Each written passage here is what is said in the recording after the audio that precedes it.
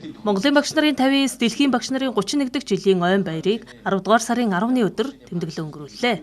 Энэ үеэрээ боловсролын чанар хүртээмж гарч шийдэл хэлэлцүүлгийг өрнүүлж баярын хурлаан зохион байгуулсан бөгөөд ажлын үр дүнгээрээ тэргүүлсэн 4 багшийг тус бүр 30 сая төгрөгөөр шагнаж урамшууллаа.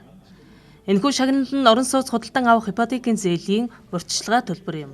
Тус шагналыг Сэргэлэн сумын Алтан түлхүүр цэцэрлэгийн бүлгийн багш Мөнхнэм, Эрдэнэ сумын ерөнхий боловсролын сургуулийн химийн багш Ганчимэг, Батсүмбэр сумын ерөнхий боловсролын сургуулийн Багангийн багш Бэлэг Цэцэг, Заамар сумын ерөнхий боловсролын 2 дугаар сургуулийн Монгол хэл бичиг уран зохиолын багш Баццэг нар тус өртжээ. 4 багшийг бид нар орон сууцны дэмжлэг буюу орон сууцны дэмжлэгийн 30 хүртэлх сая төгрөгийг бол аймаг орон нутгаас шийдэж өгч байгаа.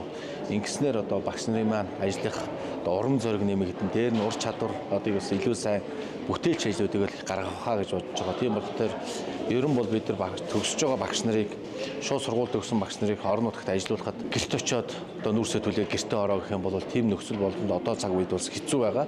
Тийм болохоор бодиттойгоор амжлах, ажиллах дээр нь аргалтай санаа зовхгүй байх тэр нөхцөл болцоог бид нар шийдвэрлэж өгье гэдэг ингэ шийдэж байгаа. Боловсролын чанар, сургуулийн чанарыг сайжруулахын тулд багш нарынхаа одоо ур чадвар сайжруулах дээр нь хамгийн гол нэг асуудал юу вэ гэхээр мэдээж одоо энэ салбарт ажиллаж байгаа багш нарын хувьд нийгмийн баталгааг хангах чиглэлээр онцгойлон анхаарах ийм одоо алхмуудыг хийж байна. За түүний нэг нь өнөөдөр бас бид 2025 онд засаг даргын зөвлөлийн хурлаараа багш нарыг болоод багш сурагчид болоод одоо хамт байгууллага хамт олныг шагнаж урамшуулах болцыг шинжилэн баталсан.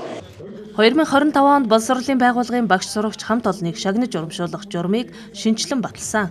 Журмын хүрээнд багш нарын нийгмийн баталгааг хангах зорилгоор тухайн байгууллагадаа 5-аас дээш жил тогтвортой ажиллаж, сүүлийн 3 жил дараалан гүйцэтгэлийн үнэлгээ болон заасан хичээлийн сургалтын чанараар тэргүүлсэн багш хамаарах юм а.